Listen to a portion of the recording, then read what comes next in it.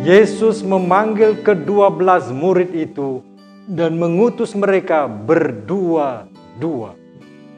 Saudara-saudari terkasih dalam Tuhan Yesus Kristus, selamat kita berjumpa kembali dalam minggu ke-15 ini. Mungkin ada dari antara kita yang bertanya, mengapa Gereja Katolik Roma masih bertahan sampai saat ini? Atau mengapa Gereja Katolik masih berada terus di daerah Kalimantan Barat dan akan berada terus di masa depan? Mengapa? Apa rahasianya? Jawabannya sederhana. Ini semua adalah karena karya Roh Yesus. Yesus sendiri menyertai gereja kita sampai selama-lamanya. Buktinya bahwa Yesus memanggil ke-12 murid itu, lalu mengutus mereka berdua-dua. Untuk apa misi mereka? Sederhana.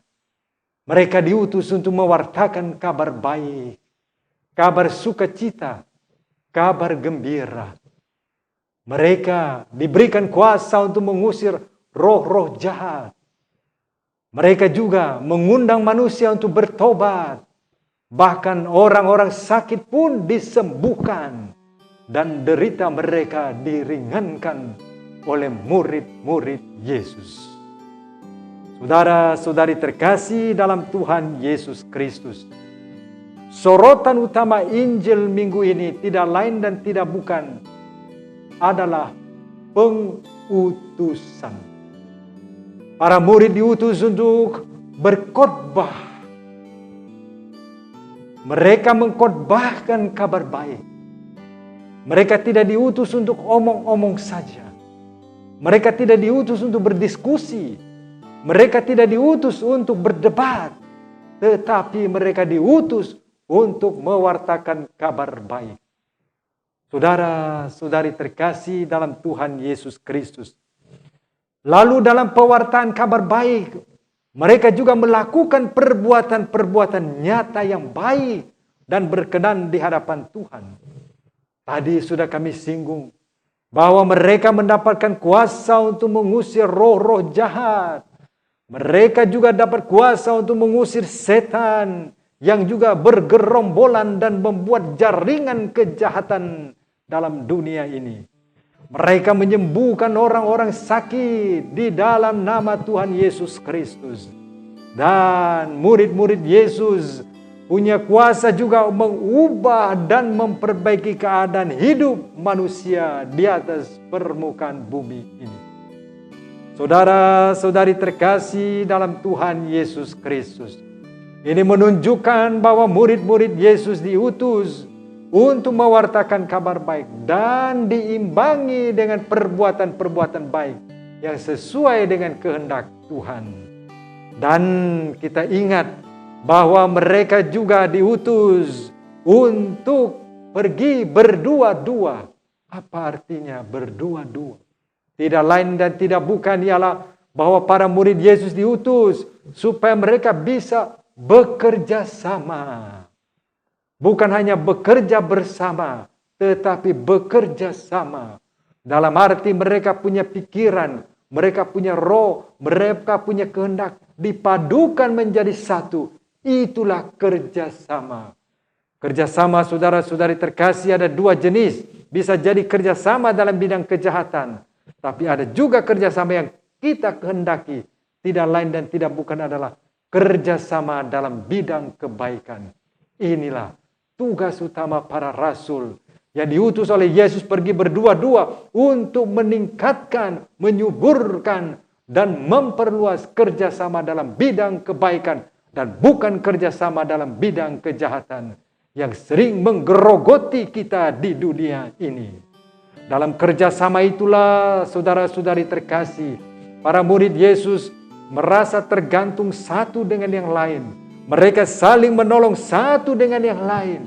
Dan ini merupakan satu hal yang penting bagi kita sebagai gereja, sebagai sebuah eklesia, orang-orang yang dipanggil untuk bekerja sama ikut jalan Tuhan Yesus Kristus.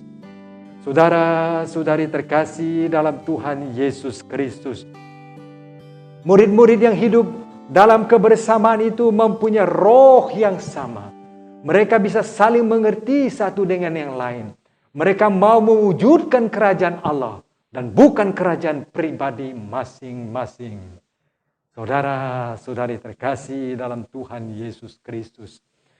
Pada awal tulisannya juga Rasul Paulus kepada jemaat di Efesus menekankan bahwa manusia sudah dipilih oleh Tuhan sebelum dunia ini diciptakan. Bapa surgawi telah memilih kita sekalian. Untuk apakah kita dipilih? Saudara-saudari terkasih dalam Tuhan Yesus Kristus. Tidak lain dan tidak bukan ialah kita semua dipilih menjadi murid-murid Yesus, menjadi perpanjangan tangan dan perpanjangan kaki Yesus.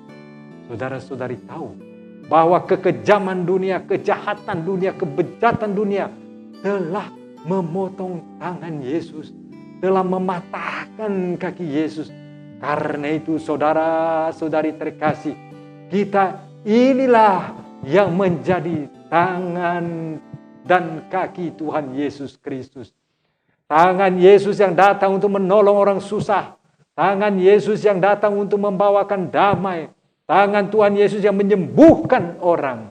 Dan kaki Yesus yang menghantar kabar baik Tuhan Yesus kepada sesama. Yang menghantar orang lain kepada Tuhan Yesus Kristus.